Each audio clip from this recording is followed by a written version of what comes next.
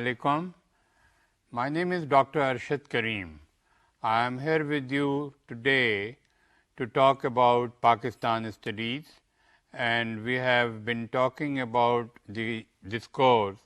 with reference to its foundation and then its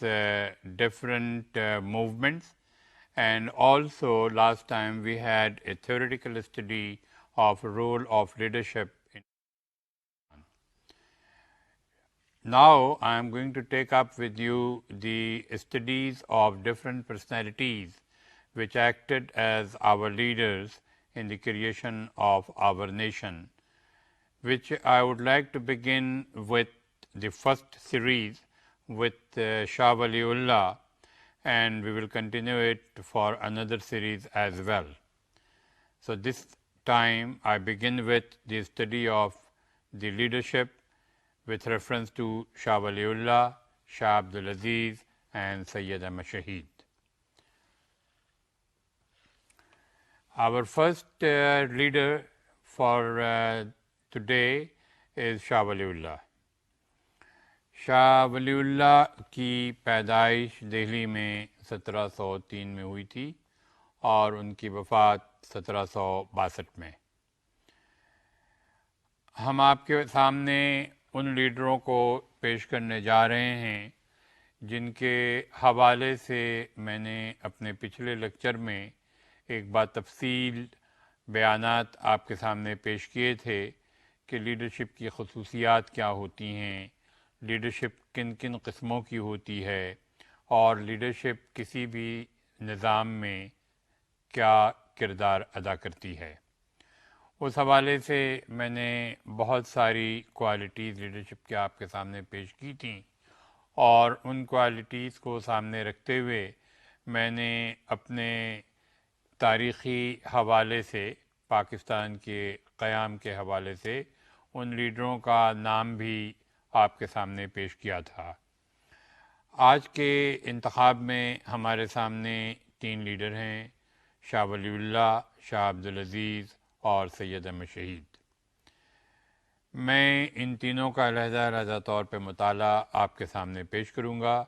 اور کوشش کروں گا یہ بتانے کی کہ ان تینوں کے کنٹریبیوشنز ہمارے معاشرے کے لیے، ہماری ملت اسلامیہ کے لیے ہند پاکستان بر صغیر میں کیا رہی ہیں، کیوں کر رہی ہیں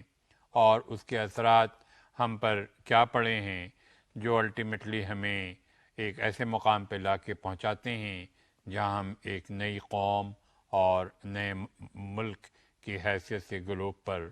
موجود ہوتے ہیں جو اسلامک ریپبلک آف پاکستان کے نام سے منظر عام پر آیا. Now let us begin with Shah Waliullah. Shah Waliullah was the first Sufi in the modern times who bothered to give a thought to declining conditions of the Muslim community and decay of the Mughal Empire. بہت دلچسپ بات ہے کہ شاہ ولی اللہ ان شخصیتوں میں سب سے پہلی شخصیت ہیں جنہوں نے محسوس کیا تھا کہ ملت اسلامیہ یا ہند پاکستان بر صغیر کے مسلمان کس طریقے سے اندھیرے کی طرف ڈھکیل دیے گئے تھے اور کس طریقے سے وہ تباہی کے عالم میں شامل ہو چکے تھے اور جن کی وجوہات کی بنا پر ان کی معاشرتی اور معیشی زندگی پر بہت منفی اثرات پڑ رہے تھے. اس بات کو سامنے رکھتے ہوئے شاہ ولی اللہ نے ایسا کردار ادا کیا جو کہ ایک فلسفانہ کردار تھا اور اس طرح ان کی شخصیت مسلمانوں کو ایک ایسے شعور سے جگا اٹھی جس کی بنیاد ہی انہی سے شروع ہوتی ہے اور جس کا مطالعہ ہم آپ کے سامنے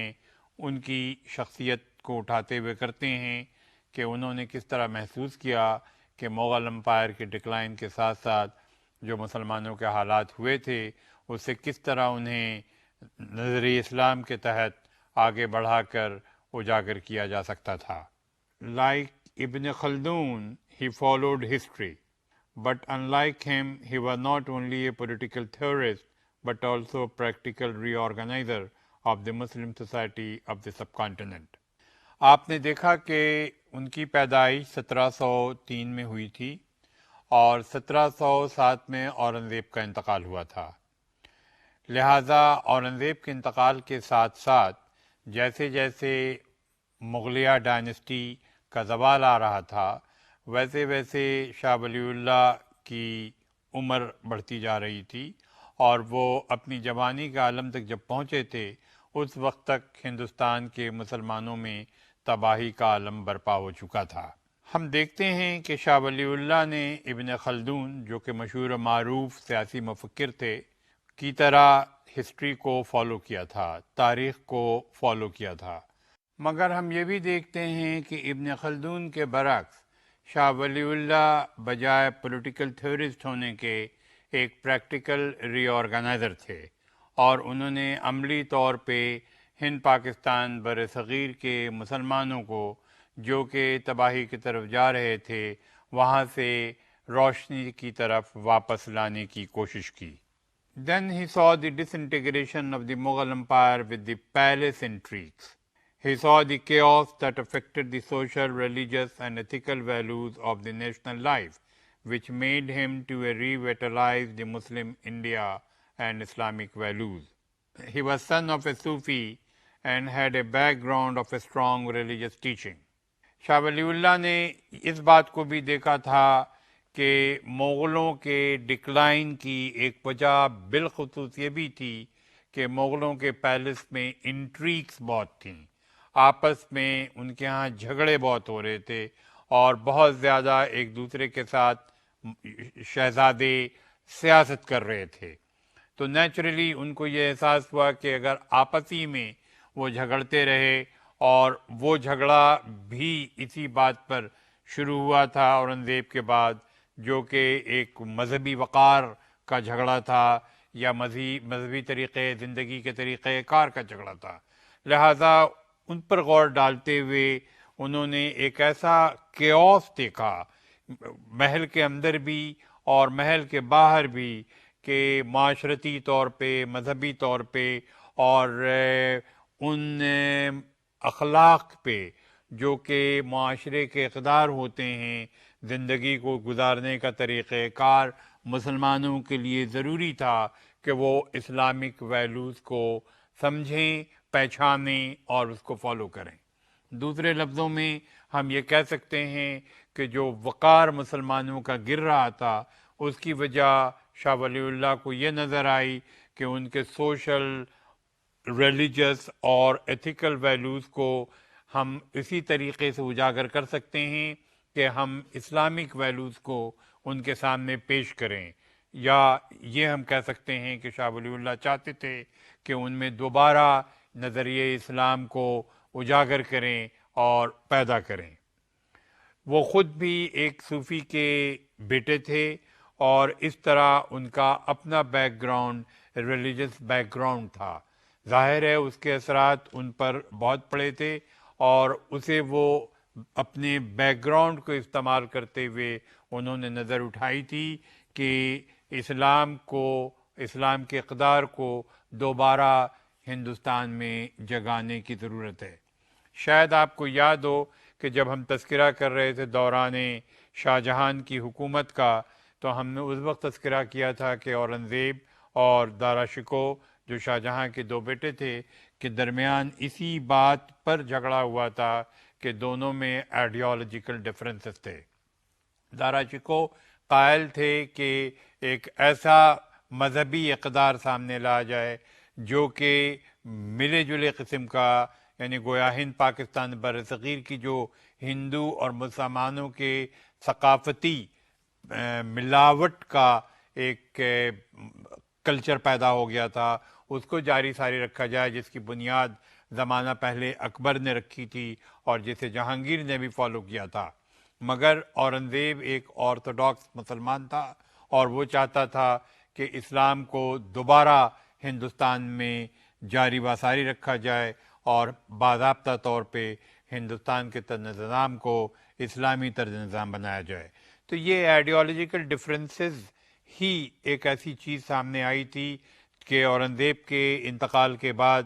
ان کی اپنی اولاد میں، اورنگزیب کی اپنی اولاد میں، جس کا تذکرہ ہم نے پہلے بھی کیا تھا، اسی قسم کے جھگڑے تھے. اور پھر ان کے 4 بچے،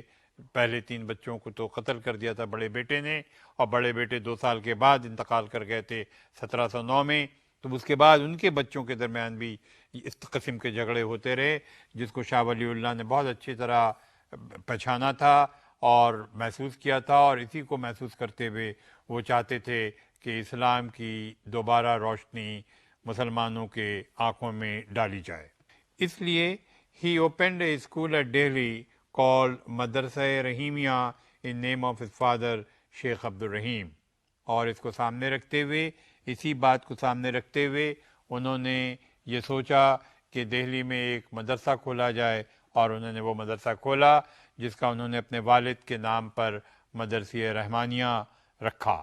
اور اس طرح مدرسہ رحمانیہ ایک مرکز بنا جہاں کے باضابطہ طور پہ اس اسلام کی وہ تعلیم دینا چاہتے تھے جو ان کی نظر میں مسلمانوں کے لیے ایک نئے سرے سے، ایک نئی روشنی کے ساتھ اسلام کے نظریات پیش کیے جا سکیں. He was convinced that for the Muslim of India, the declining period of the Muslims after Aurangzeb's death was a critical period for their socio-political and spiritual life, because the spirit of Islam was forgotten. ان کو اس بات کا یقین ہو گیا تھا کہ اورنگزیب کے انتقال کے بعد جو مسلمانوں کا ڈکلائن ہوا تھا، مسلمان جو تباہی کی طرف جا رہے تھے، اس کی صرف یہی وجہ تھی کہ مسلمان معاشرتی اور مذہبی طور پہ اپنے مذہب سے، اپنی ثقافت سے دور ہوتے چلے جا رہے ہیں، اور وہ یہی چاہتے تھے کہ ان کی یہ دوری ختم کی جائے، ان میں اسلام کے نظریات کو دوبارہ ڈھالا جائے، اسے دوبارہ اجاگر کرایا جائے. اور یہی ایک طریقہ تھا جس سے کہ مسلمانوں کی جیتی جاگتی زندگی دوبارہ واپس آ سکتی تھی. تو گویا دوسرے لفظوں میں ہم یہ دیکھتے ہیں کہ شاہ ولی اللہ کی تعلیم کی شروعاتی ایک ایسی بنیاد بنتی ہے جو مسلمانوں کو، ہم جسے انگریزی میں کہہ سکتے ہیں کہ they took the Muslim awakening into the Indo Pakistan subcontinent life history. اور اس لحاظ سے شاہ ولی اللہ کو ہی ہم نے اٹھایا کہ شاہ ولی اللہ بنیاد ہیں مسلمانوں کی آنکھوں کو کھولنے کے لیے اور اسلام کی دنیا کی طرف لے جانے کے لیے. اس لیے ان کی اپنی حیثیت، ان کی اپنی شخصیت، ان کی تعلیم ہی ہمیں شروعات دلاتی ہے اس بات کی کہ مسلمانوں کی ترقی اور مسلمانوں کی اجاگر آنا زندگی انہی کے تعلیم اور تربیت سے شروع ہوتی ہے. Moreover, the self-styled ulama were narrow-minded, intolerant, and fabrics of false hadith. ساتھ ساتھ اسی زمانے کی یہ بات ہے کہ وہ علماء جو سامنے موجود تھے وہ سیلف اسٹائل تھے، وہ اپنے طور طریقے سے، وہ اپنے خوابوں سے، وہ اپنی جو بھی ان کی عقل تھی، جو ان کی اپنی تعلیم تھی، جو ان کی تربیت تھی، اس سے مسلمانوں کو وہ راہیں دکھانا چاہتے تھے جو اسلام کا بتایا ہوا راستہ نہیں تھا. مثلا انہوں نے لوگوں کے لیے اپنی بنائی ہوئی حدیثیں پیش کرنی شروع کیں، پھر ان کو انٹالرنٹ، ان میں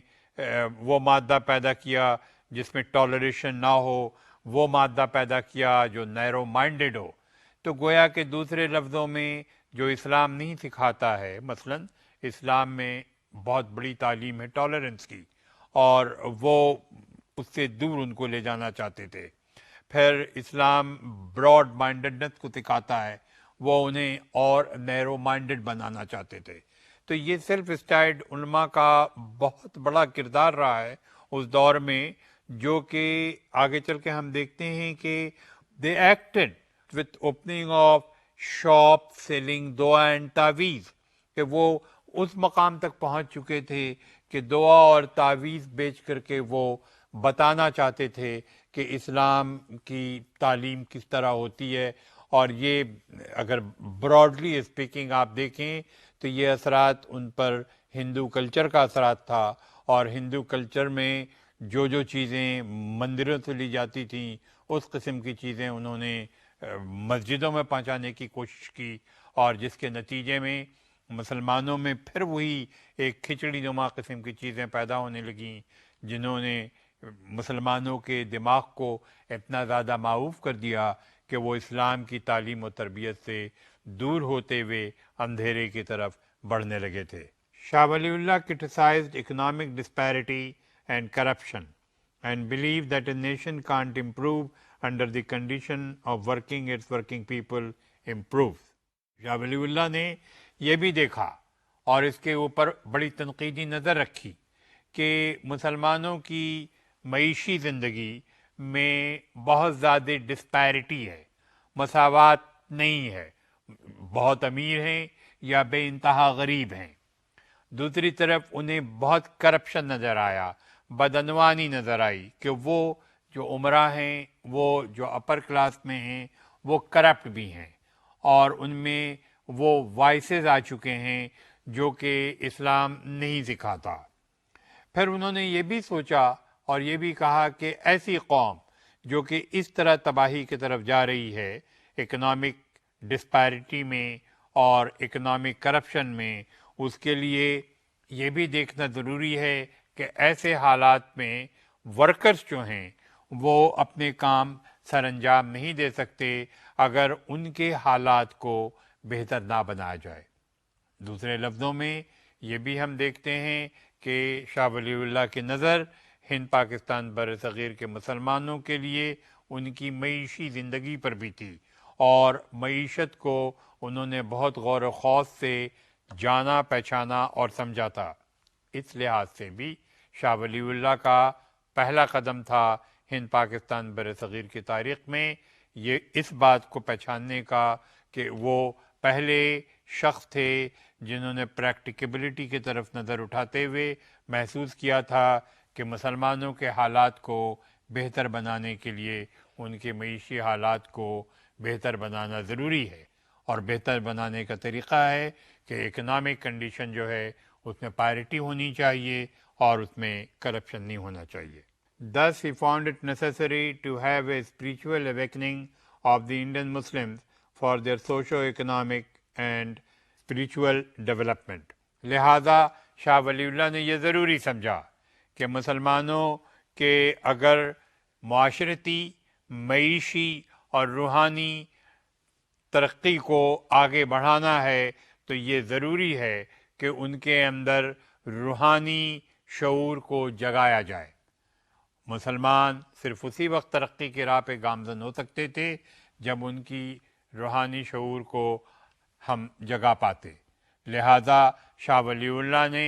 نظر اٹھائی، جیسا کہ آپ سے میں نے بتایا کہ ایک طرف تو انہیں معیشت کو بہت اہم سمجھا، تو دوسری طرف انہوں نے روحانیت کو یعنی اسلامی تعلیم کو اور اسلامی تربیت کو بہت اہم سمجھا، کیونکہ ان کی نظر میں یہی ایک طریقہ کار تھا جو کہ مسلمانوں کو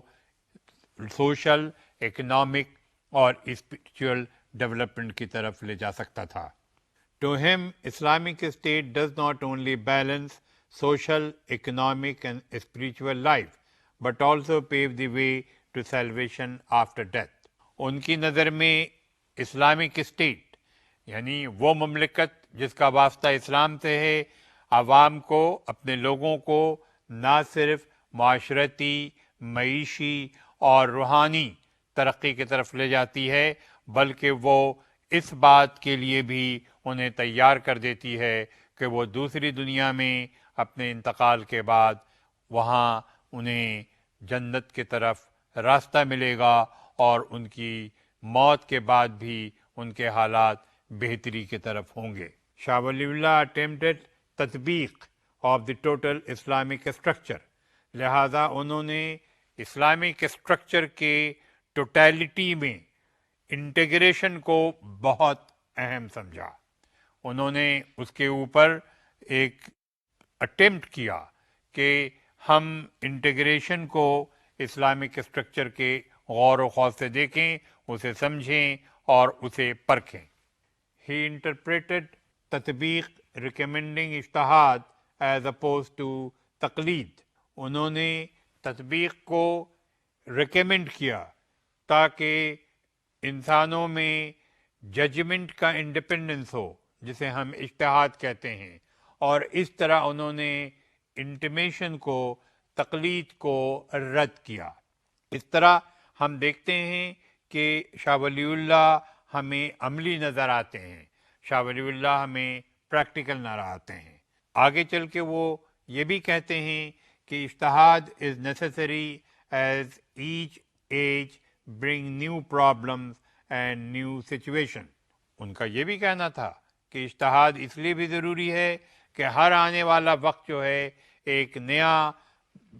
پرابلم کریٹ کرتا ہے اور ایک نئے سچویشن میں انسان کو لے جاتا ہے، لہذا ہمیں ہر موقع پر اجتہاد کے لیے تیار رہنا چاہیے۔ He also believed that Prophet Muhammad, peace be upon him, code of law should appeal to common sense۔ انہوں نے اس بات پر بھی زور دیا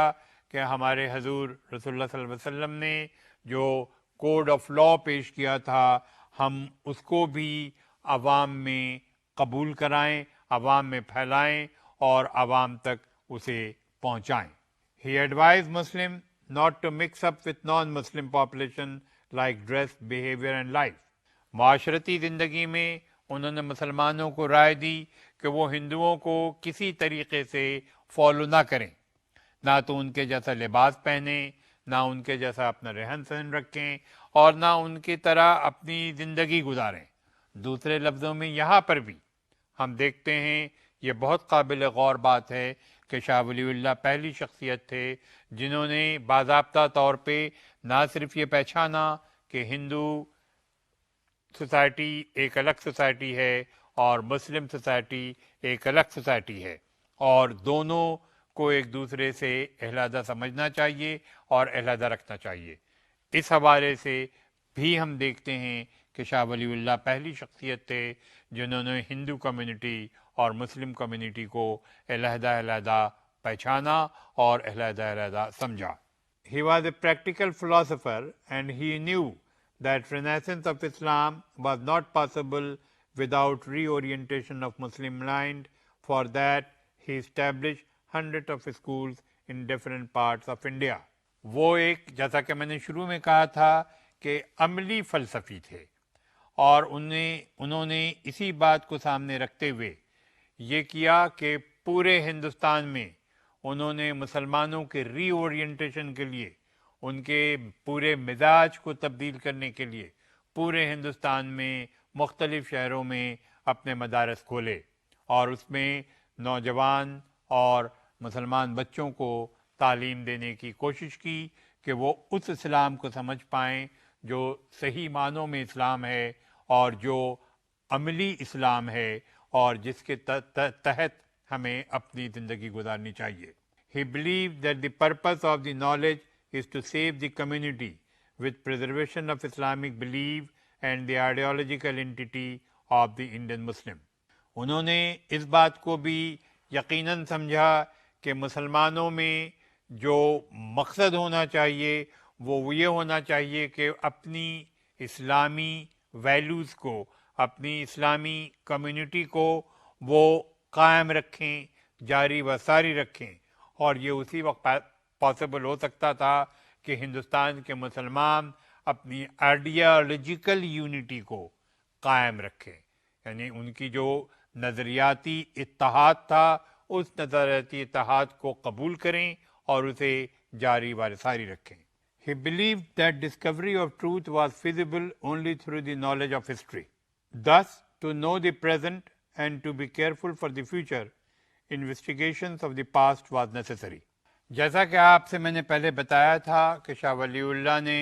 ابن خلدون کو فالو کیا تھا بحوالہ تاریخ کے، تو شاہ ولی اللہ کا کہنا تھا کہ سچائی کو ہم صرف اسی وقت جان سکتے ہیں جب ہم تاریخ کا نالج رکھتے ہیں،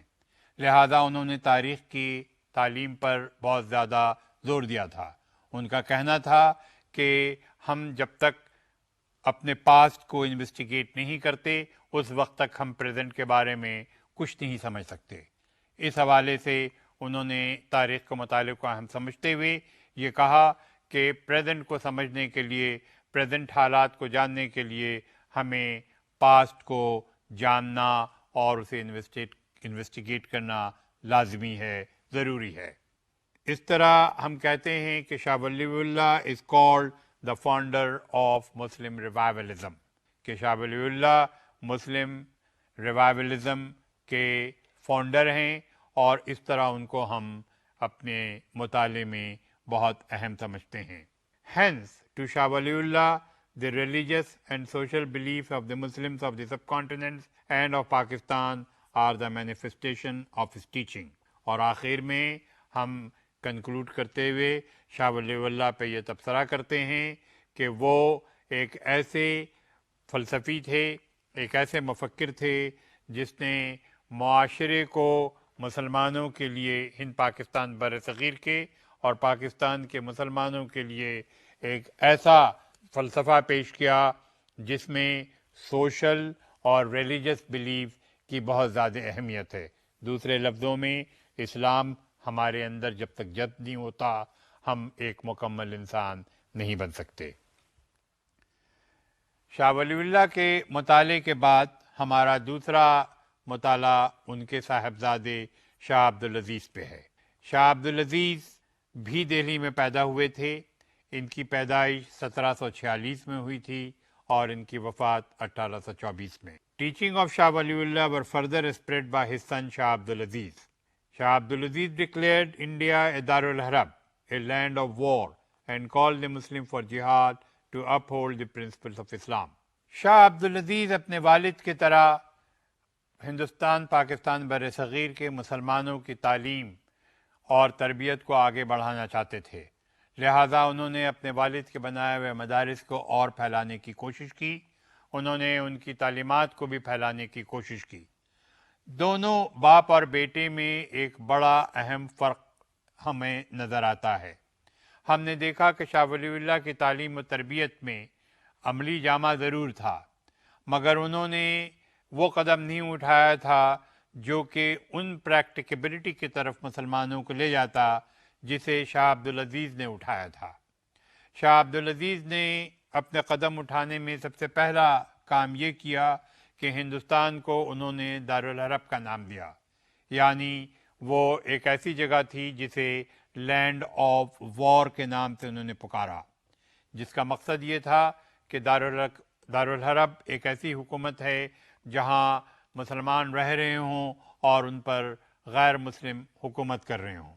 لہذا ان کی نظر میں یہ ضروری بنا کہ ایسے مقام پر جب ایک مملکت دارالحرب ہو جائے تو وہاں جہاد کی ضرورت ہے، جو کہ پرنسپل آف اسلام ہے۔ اور اس طرح شاہ عبدالعزیز نے اپنے والد کی طرح کوشش کی کہ مسلمانوں میں ریفارمیشن لایا جائے، ان کے خیالات کو بدلا جائے، مگر یہاں بھی فرق نظر آیا کہ جو زمانہ شاہ ولی اللہ کا تھا وہ زمانہ شاہ عبدالعزیز کا نہیں تھا۔ شاہ عبدالعزیز نے دیکھا کہ مسلمانوں کی واپسی کے لیے، ان کے ریسٹوریشن کے لیے ضروری تھا کہ مسلمانوں کو اقتدار واپس ملتا۔ دوسرے لفظوں میں شاہ Abdul Aziz wanted to get the authority of the Muslims back from the authority of the non-Muslims in the Indo-Pakistan subcontinent، جس کی تعلیم شاہ ولی اللہ نے نہیں دی تھی۔ گویا دوسرے لفظوں میں شاہ ولی اللہ نے ایک ویسی فکر پیش کی جس میں کہ مسلمانوں کے کانشس کو جگانا تھا، مسلمانوں میں اویکننگ پیدا کرنا تھا اسلامی تعلیم کے حوالے سے۔ He succeeded his father to continue teaching and preaching۔ To him, India was no more Darul Islam, because King Shah Alam, a blind Mughal emperor, lost his power in the hands of British Christian۔ شاہ ولی اللہ کے صاحبزادے شاہ عبدالعزیز نے اپنے والد کی تعلیم کو جاری و ساری رکھنے کی کوشش کی۔ جیسا کہ میں نے آپ سے پہلے بتایا کہ وقت بدل چکا تھا، اور وہ بدلتا وقت شاہ عبدالعزیز کو یہ نظر آیا کہ انہوں نے دیکھا کہ شاہ عالم سیکنڈ، جو کہ نابینا بادشاہ تھے مغلیہ ڈائنسٹی کے ہندوستان کے، انہوں نے اپنے اختیارات تقریباً انگریزوں کے ہاتھوں میں سونپ دیے تھے۔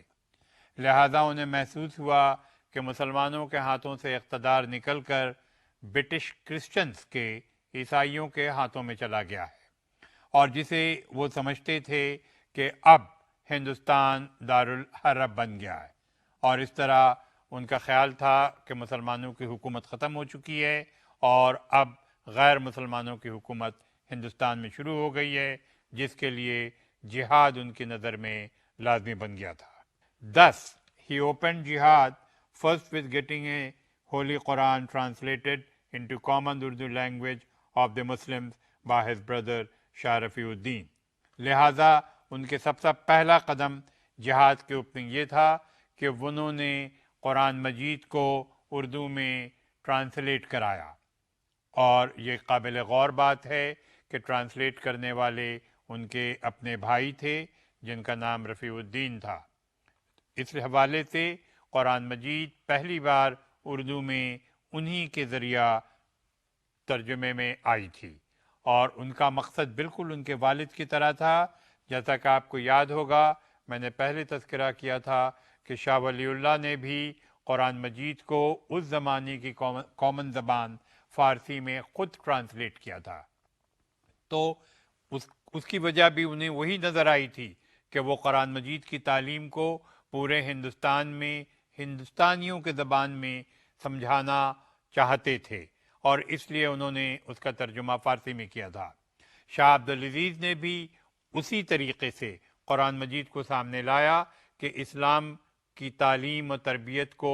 بہترین طور پر پہچاننے کا طریقہ یہ ہے کہ قرآن مجید کو بہتر طور پہ سمجھا جائے اور اس کو قبول کیا جائے۔ اس طرح انہوں نے اسے اس زمانے کی کامن زبان اردو میں ٹرانسلیٹ کرایا۔ Second, he opened centers in important cities of India to preach his philosophies. دوسرے یہ کہ انہوں نے ایک طرف تو قرآن مجید کو ٹرانسلیٹ کرایا اردو میں، دوسرے یہ کہ جہاد کا دوسرا قدم جو انہیں نظر آیا کہ انہوں نے ہند پاکستان بر صغیر میں مختلف جگہ مدارس کھولے تاکہ اسلامی تعلیم دی جا سکے۔ Third, he found a loyal commander to command the Muslim force for such purpose under his student سید احمد بریلوی۔ اور تیسرا قدم ان کا جہاد کے لیے یہ تھا کہ انہوں نے اپنے شاگردوں میں سے ایک شاگرد کو منتخب کیا جو کہ اس فورس کو، جہاد کی فورس کو کمانڈ کر سکیں، اور وہ شخصیت ہند پاکستان بر صغیر کی ایک بہت نامور، ایک بہت اہم شخصیت تھی جنہیں ہم سید احمد شہید بریلوی کے نام سے پکارتے ہیں۔ شاہ Abdul Aziz like his father desired to create a democratic Islamic social order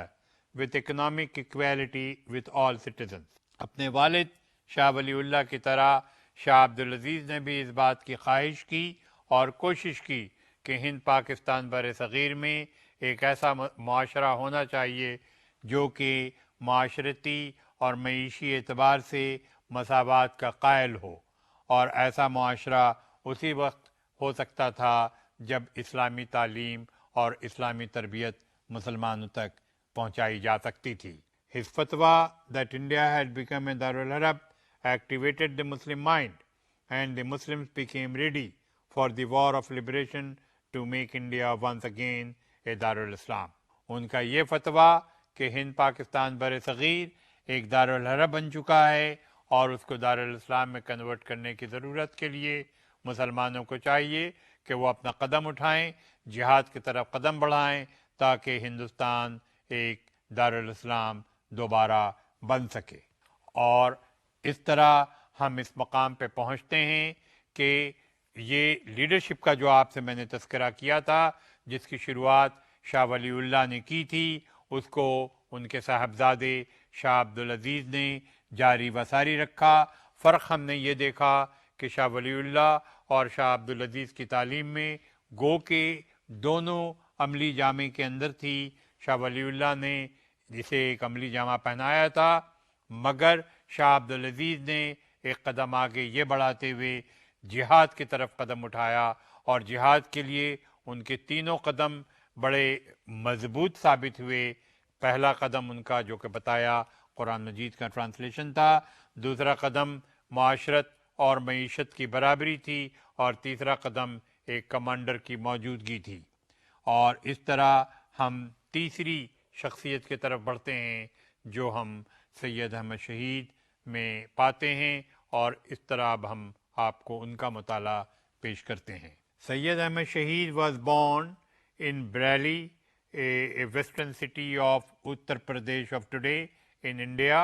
It was the year when he was born, 1786, and he was reached to Shahadat in 1831. Sayyid Ahmad Bareilly became the foremost executor of the philosophy of Islamic revivalism, which had been initiated by Shah Waliullah and Shah Abdul Aziz. سید احمد شہید کے بارے میں یہ کہا جاتا ہے کہ وہ شاہ ولی اللہ اور شاہ عبدالعزیز کے ایک حقیقی فالوور تھے، اور انہوں نے شاہ ولی اللہ اور شاہ عبدالعزیز کی تعلیم و تربیت کو عملی جامہ پہنانے کے لیے جہاد کا قدم اٹھایا تھا۔ احمد شہید took up the task to bring back the lost glory of the Muslim of India with Puritan Islamic values. سید احمد شہید نے شاہ ولی اللہ اور شاہ عبدالعزیز کی تعلیم کو ایک عملی جامہ پہنانے کے لیے اس بات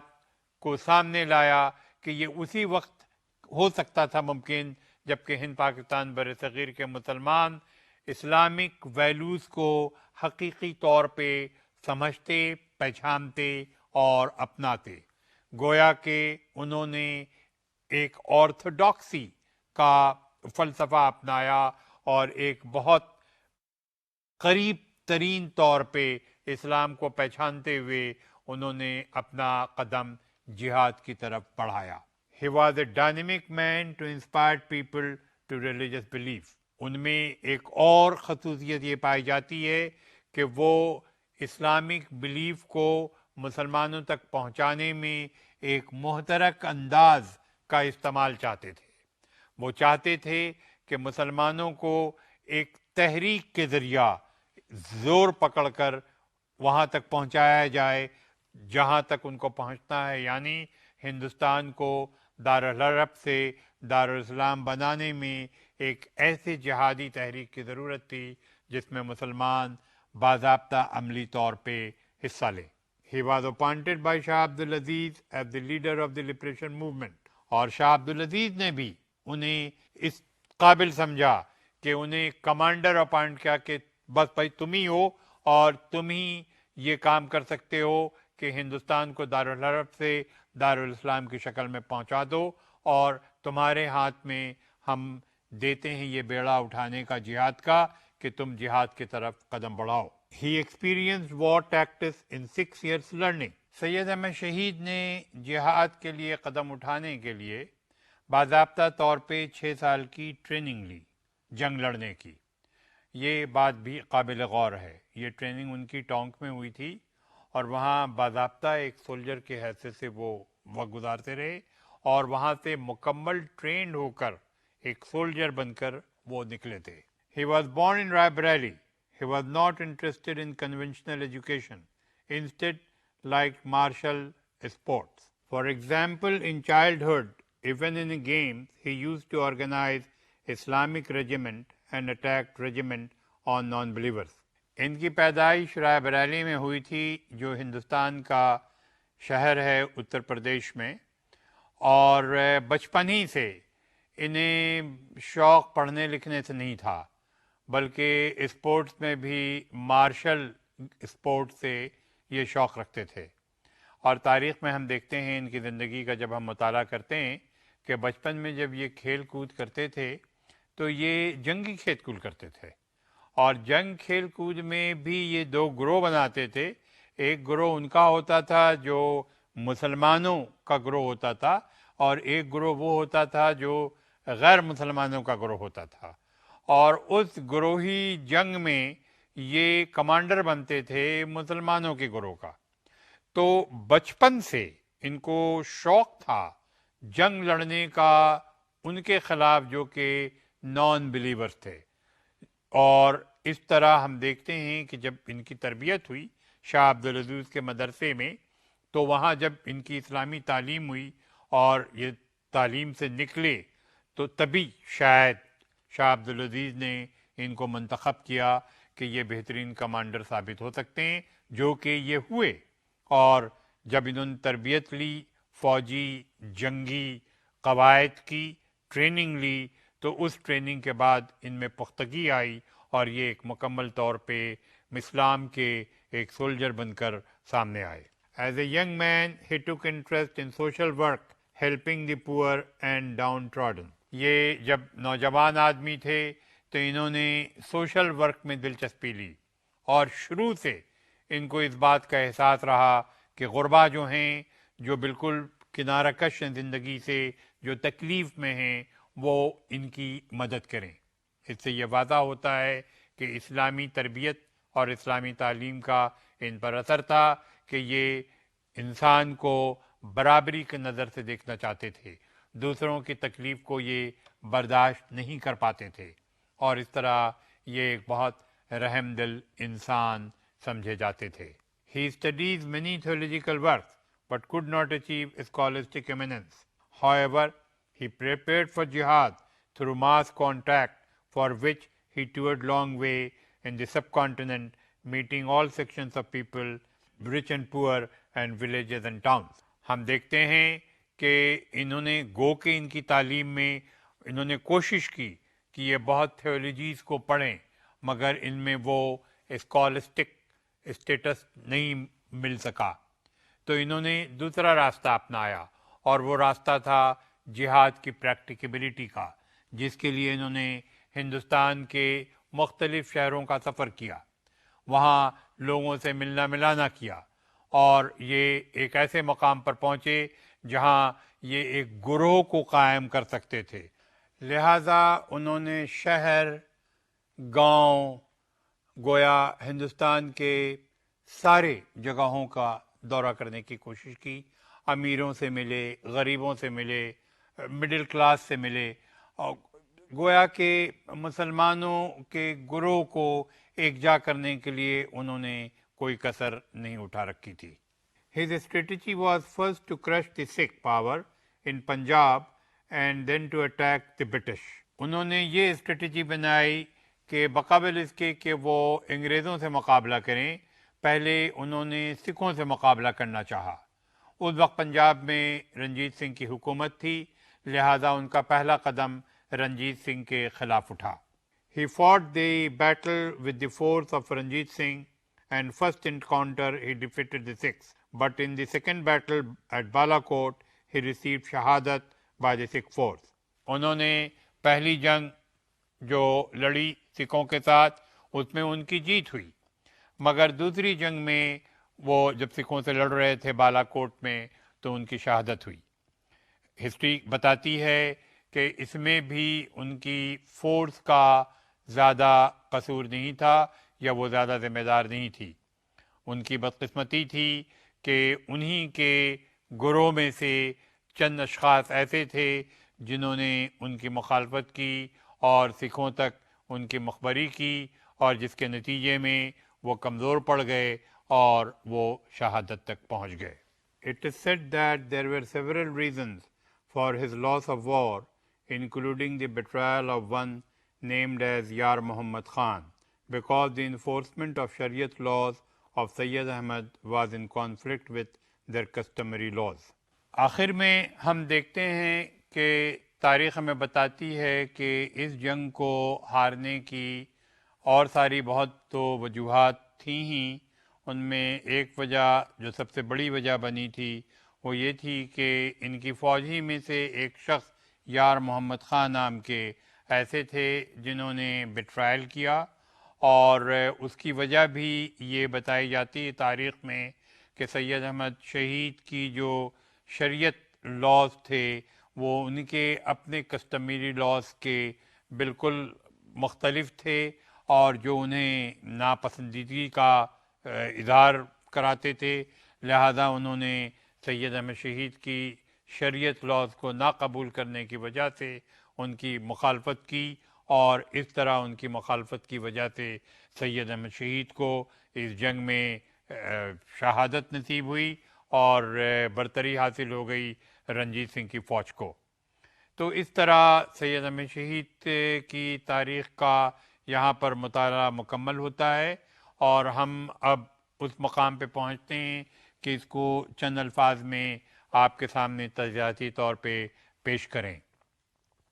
ان تینوں شخصیتوں کا مطالعہ کرنے کے بعد ہم ایک طرف تو دیکھتے ہیں کہ وہ جو آپ کو ہم نے پورا ایک لیکچر دیا تھا لیڈرشپ کے کردار کا، اس سے کتنا لگاؤ ہے، اور دوسری طرف ہم یہ بھی دیکھتے ہیں کہ کس طریقے سے ملت اسلامیہ کی تاریخ میں ہند پاکستان بر صغیر میں لیڈرشپ کی ابتدا شروع ہوتی ہے۔ ہم دیکھتے ہیں کہ یہ شروعات ایک ایسے ماحول سے ہوتی ہے جس میں سب سے پہلی نظر ایک ایسے شخص کی جنہیں ہم شاہ ولی اللہ کے نام سے پکارتے ہیں پڑتی ہے کہ مسلمان بیکورڈ ہوتے جا رہے ہیں، اندھیرے میں جا رہے ہیں، اور جس کی وجہ انہیں نظر آتی ہے کہ ان کی دوری ہوتی ہے نظریہ اسلام سے۔ لہٰذا سب سے پہلی بیج جو بوئی گئی وہ تھی کہ ان کو شعور کو جگانے کے لیے نظریہ اسلام کو ان کے سامنے لانا لازمی بنتا ہے، اسلامی تعلیم کا دینا ضروری بنتا ہے۔ اس لیے آج بھی ہم دیکھتے ہیں کہ ہماری اپنی قوم کو اسلامی تعلیم اور اسلامی تربیت کی اولین ضرورت ہے۔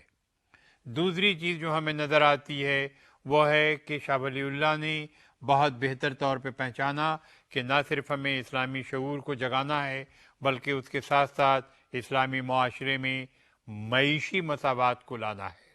شاہ ولی اللہ نے ہند پاکستان بر صغیر کے مسلمانوں کے معاشروں کو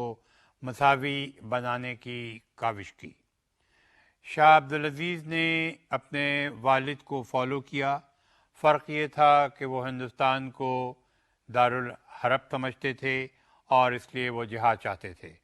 انہوں نے جہاد کے لیے قدم اٹھایا، ان کا جہاد وہ جہاد عملی جہاد نہیں تھا جس میں جنگ کا شمار ہوتا۔ اس طرح شاہ عبدالعزیز نے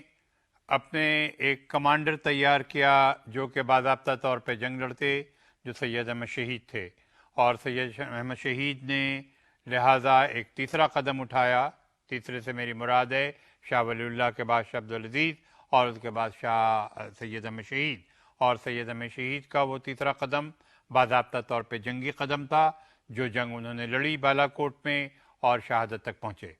ہماری یہاں پر اسٹڈی ختم ہوتی ہے ایک لیڈرشپ کے گروہ کی، جو کہ بنیاد بنی تھی لیڈرشپ کی ہند پاکستان بر صغیر میں مسلمانوں کی تحریک کے لیے، جس کی شروعات نظریہ تعلیم اسلام سے ہوئی۔ گویا کہ مسلمانوں کی لیڈرشپ کی شروعات کی بنیاد نظریہ تعلیم اسلام بنا، اور اسی کے پہلو میں رہتے ہوئے مسلمانوں نے اپنے میں شعور پیدا کیا، اور وہ شاہ ولی اللہ کی دی ہوئی تعلیم کے ساتھ آگے بڑھے، اور ان میں وہ جوش و ولولہ بھی آیا جو سید احمد شہید نے دیا تھا، جو کہ 1857 میں باضابطہ جنگ آزادی کی شکل میں سامنے آیا۔ یہاں پر آج کا مطالعہ ہم مکمل کرتے ہیں، انشاءاللہ تعالیٰ پھر آپ کے سامنے حاضر ہوں گے۔ خدا حافظ۔